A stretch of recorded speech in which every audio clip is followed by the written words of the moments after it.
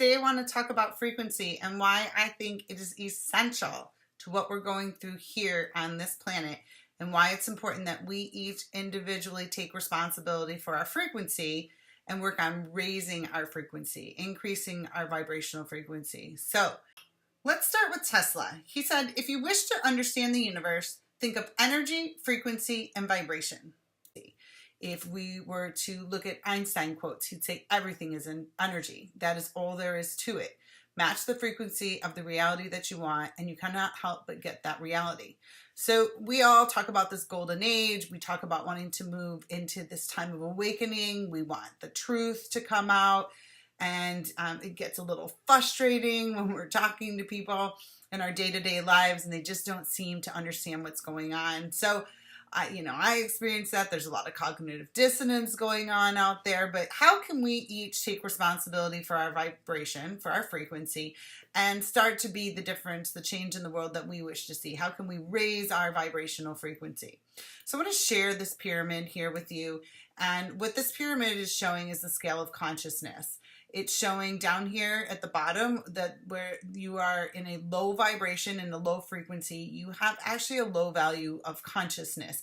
And this can also be explained as a contracted consciousness, where you are experiencing separation from the whole. Now, as you go up the scale and you get a higher frequency, a higher vibration, you actually start to exist in a higher state of consciousness.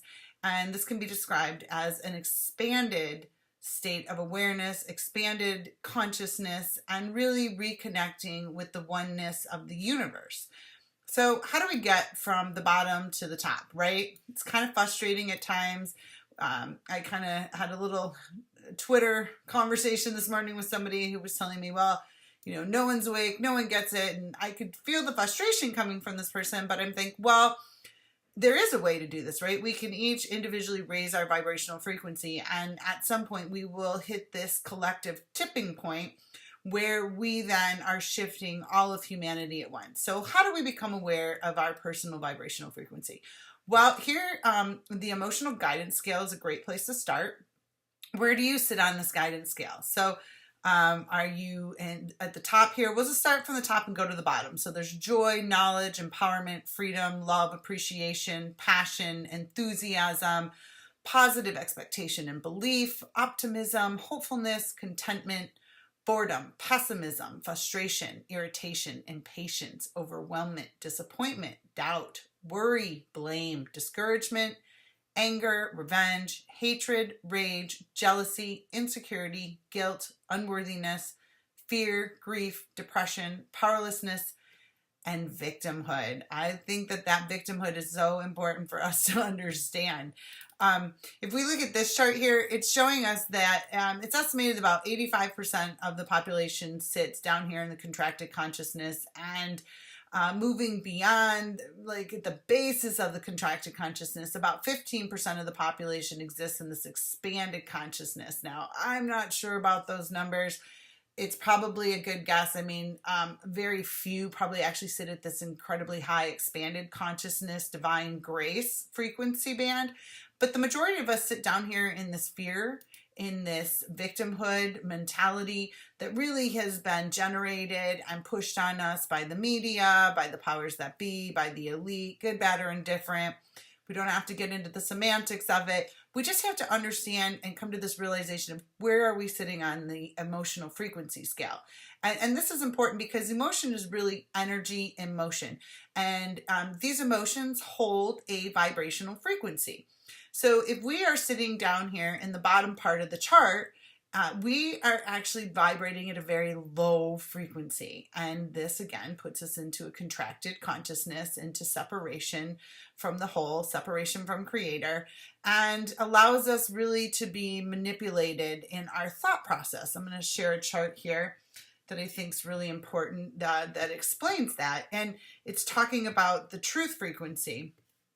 And how do we get to truth? And truth sits at a very high frequency. So truth and frequencies of perceptions, a higher frequency of contact or alignment of perceptions with quality truth, what is, and a care to embody and become those values, what is right, good, true, and moral, results in a greater embodiment of truth and a higher frequency of consciousness. This is where we want to be. We want to be at this higher frequency of consciousness. But humanity has really been held down here at the bottom one with this red frequency line, where it's a limited perception of reality, limited access to truth, limited unity and embodiment of truth, and just limited consciousness. So I think that this is just where we have been as a species. I can get into a million different reasons why this exists. I would say start to seek the answers and receive them for yourself on this. I've received a lot of information. Happy to share it in further videos. I don't want to make this one too long. So but this thought of moving to a higher frequency so that we actually are able then to perceive the truth. The truth exists at a higher vibrational frequency. So what we need to do is become aware of the emotions that we are unconsciously holding in our body. What are the patterns that we're seeing in our life? What are the type of relationships that we are attracting into our life? Are they good relationships? Are they bad relationships? And not like good and bad in that sense, but are they healthy or are they unhealthy? And this really has to do with what type of emotions are sitting in the body. These are generally accumulated at a very young age based on the wounding and the trauma. And we all have wounding, we all have trauma. Everybody's experience and perception of their wounding and trauma is an individual experience. And I believe that we incarnate and go through what we need to go through to give us the tools and set up the stage for the life that we're going to live. But now it's time really to start releasing those emotional patterns that have held us down. The negative, heavy emotions that are physically reducing our vibrational frequency. So as we can become aware of those, we can start to shift them. A great book that I love to share is Feelings Buried Alive, Never Die by Carol K. Trueman. And I've been using this. I recommend this to all the clients that I work with. And what it allows you to see is it shows you all the physical ailments, diseases, sicknesses, and any type of distortion within the human body. It can link those physical ailments directly to emotional patterns. And so you would read through the emotional patterns associated with whatever physical ailment you have, and whatever you resonate is what really you need to work on. So then it has another section where you go into the book and you can see the negative emotion, and then it shows you the positive emotions. And what I like to do is actually rewrite the coding within our body. And so I take ownership of the negative emotions. So say on the emotional guidance scale here, it's showing us that unworthiness is a very low vibrational frequency. And I think a lot of us have incarnated with this sense of being unworthy.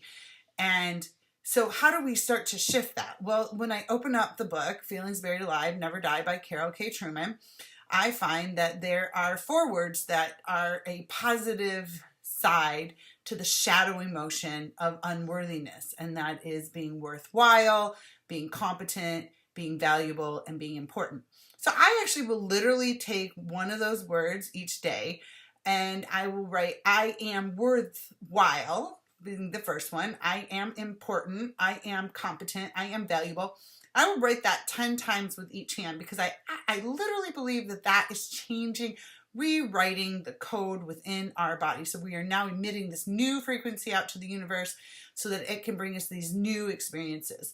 So I think if we each individually take responsibility for what's going on within us and we start to take ownership of the unconscious emotions that exist in our being and we move them from shadow emotions to positive emotions, we're going to individually raise our vibrational frequency. And when we do that, we're actually going to start affecting those around us, right? Because if everything's energy and I'm emitting off more energy of a higher value, I'm actually going to start to affect the people around me directly. And over time, their frequency will increase just by being exposed to your frequency. So how do we start to shift the planet? We each take ownership for the emotional baggage, traumas, and woundings that we all individually have. We do our work. And as we do our work, we raise our frequency, which ultimately raises the collective frequency of humanity. And we will get to this tipping point where we will all come up to a higher frequency. And when we come to that higher frequency, then we're going to all experience that reality that we're seeking, that we think we should be in, where the truth prevails and we are no longer able to be manipulated or controlled or, you know, lied to over and over. I mean, really, everything has been a lie for the last probably 6,000 years, but I'd say intensely in the last 60 years, really since the television came out and it's emitting a frequency at us. Now we've got these cell phones and these cell phone towers that are always emitting these negative frequencies at us, negative ions, reducing our frequency, kind of trying to pull people back. We have these mass events that are occurring that are based in fear and trauma to pull back our frequency, right? To pull us back down because they do not want the light to shine. And it's, you know, good, bad, or indifferent. It's a gigantic game. I hate to just say that and leave it there. I'll do a whole nother video on that. But remember, I just want you to think about your personal vibrational frequency. What are you emitting out into the world today? And how can we directly change that? If you're interested in working with me or learning more about this, you can go to my page, amandapinkerman.com. I work directly on Skype with people. I'm just happy to give you information. I have some blog posts. And I put up these videos to try to help you help yourself, give you tools to help you help yourself. So listen, I hope that's helpful. I want to keep it short and sweet. Have a great day.